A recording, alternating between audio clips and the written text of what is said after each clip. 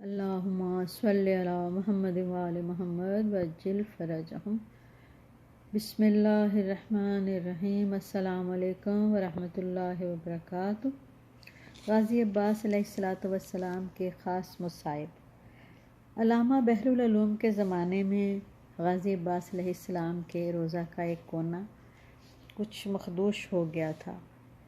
اس کی خبر علامہ بحر العلوم کو دی گئی تو آپ ایک معمار کو لے کر روضہ مقدسہ کے اندر چلے گئے۔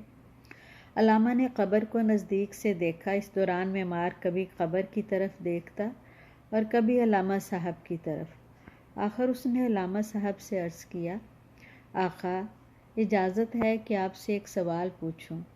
علامہ نے فرمایا، ہاں پوچھو۔ معمار نے کہا کہ آج تک ہم یہی سنتے اور پڑھتے رہے کہ حضرت عباس علیہ السلام دراز قد تھے۔ آپ جب بھی گھوڑے پہ سوار ہوتے تو آپ کے زانو گھوڑے کے کانوں کے قریب تک پہنچ جاتے، تو اس لحاظ سے تو ان کی قبر لمبی ہونی چاہیے، لیکن میں دیکھ رہا ہوں کہ قبر چھوٹی ہے۔ میں نے غلط سنا تھا یا قبر چھوٹی ہونے کی کوئی اور وجہ ہے؟ علامہ نے جواب دینے کی بجائے سر کو دیوار پر مارا اور سخت گریہ کیا۔ علامہ کے شدید رونے سے معمار پریشان ہوا۔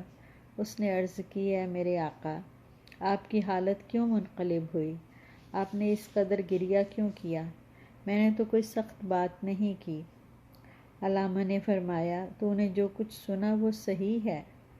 عباس علیہ السلام واقعی دراز قد تھے، لیکن تیرے سوال نے مجھے غازی عباس علیہ السلام کے جاں گداز مصائب کی یاد دلا دی۔ آپ کے بدن اطہر پہ اتنے نیزوں اور تیروں کی بارش ہوئی کہ آپ کا سر و قد ٹکڑے ٹکڑے ہو گیا۔ کیا تو خیال کرتا ہے کہ حضرت عباس علیہ السلام بدن کے ٹکڑوں کو حضرت امام سجاد علیہ السلام نے جمع کر کے دفنایا؟ ان کی قبر اس سے بڑی ہونی چاہیے تھی۔ جب کسی مجاہد کو تیر لگتے تو وہ اپنے ہاتھوں سے تیروں کو نکالتا تھا، لیکن جس کے ہاتھ کٹے ہوئے ہوں اور اس پر 4000 تیر برسانے والے ہوں۔ حالت یہ ہو گئی تھی، جب کوئی سوار اپنے گھوڑے سے نیچے اترتا ہے تو ایک ہاتھ زمین یا زین یا گھوڑے کی گردن پہ رکھتا ہے تاکہ آسانی سے اتر سکے، لیکن افسوس کہ جس کے دونوں ہاتھ کٹ چکے وہ کس طرح اترے؟ جب کوئی سوار گھوڑے کی پشت سے زمین پر آتا ہے تو وہ اپنے ہاتھوں کے سہارے آتا ہے۔ وہ ہاتھوں کو آگے بڑھاتا ہے تاکہ بدن کو کوئی تکلیف نہ پہنچے، لیکن جس کے ہاتھ ہی نہ ہوں وہ کس طرح اترے؟ اگر کسی کا قد بلند ہو اور اس کے بدن تیر لگ لگ کے مور کی طرح ہو گیا ہو، جب وہ گھوڑے کی پشت سے زمین پر آئے گا تو تیر اس کے بدن سے پہلے زمین پر لگیں گے اور تیر بدن کے اندر چلے جائیں گے۔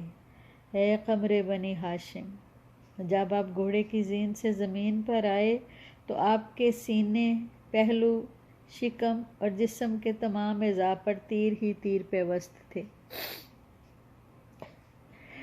وہ آپ کے جسم اطہر کے اندر دھنس گئے ہوں گے۔